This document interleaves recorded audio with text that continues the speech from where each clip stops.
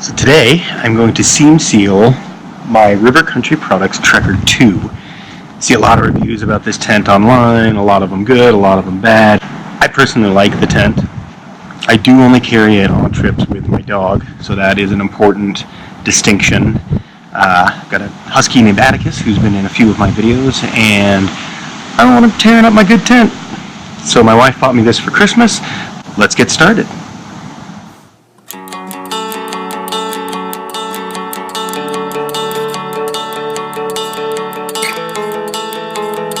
Alright, so let's talk about the things you're going to need before you start to seam seal your tent. Number one, some kind of a silicone. I just got this at Ace Hardware, a couple of bucks, nice and easy. You will need odorless mineral spirits. You're going to mix the silicone and the mineral spirits in about equal parts, roughly. It doesn't have to be an exact science.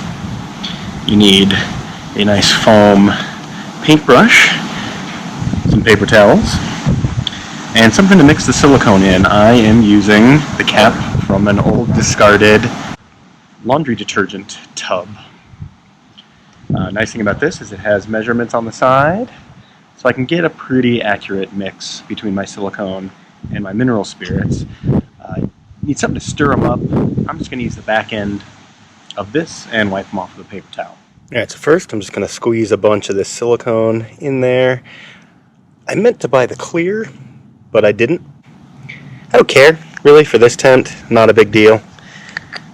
If this were one of my more expensive tents, I would probably be taking this back and getting the right stuff, but this is going to work just fine.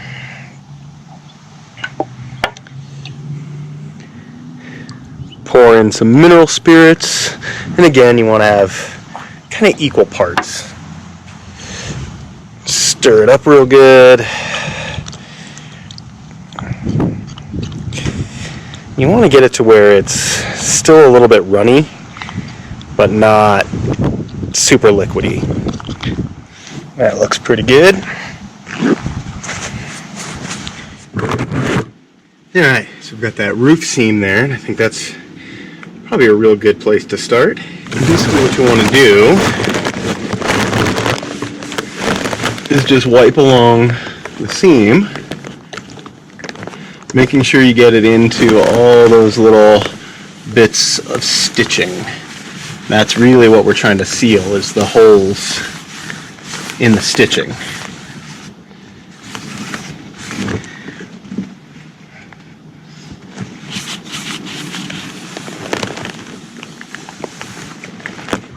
So one of the areas I've seen this tent leak in practical use is these corners.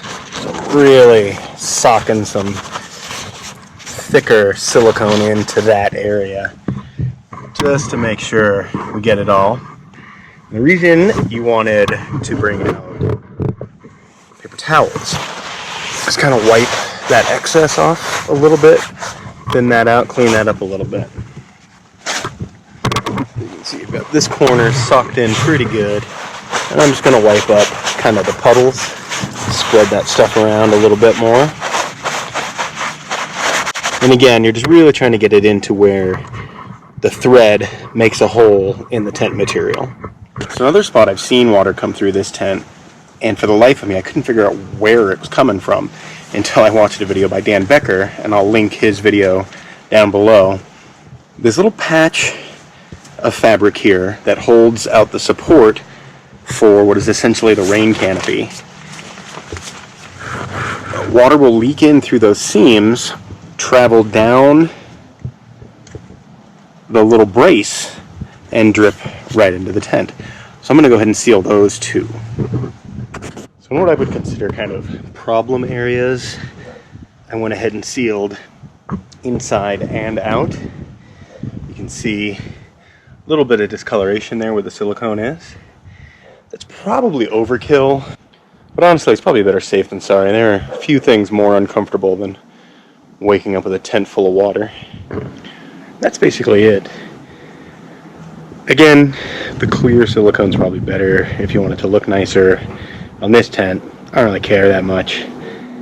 So I went with the white because it's what I had and I didn't want to go back to the store. So what we'll do now is I'll leave the tent out overnight to dry, maybe 2 nights. We'll see how long it takes.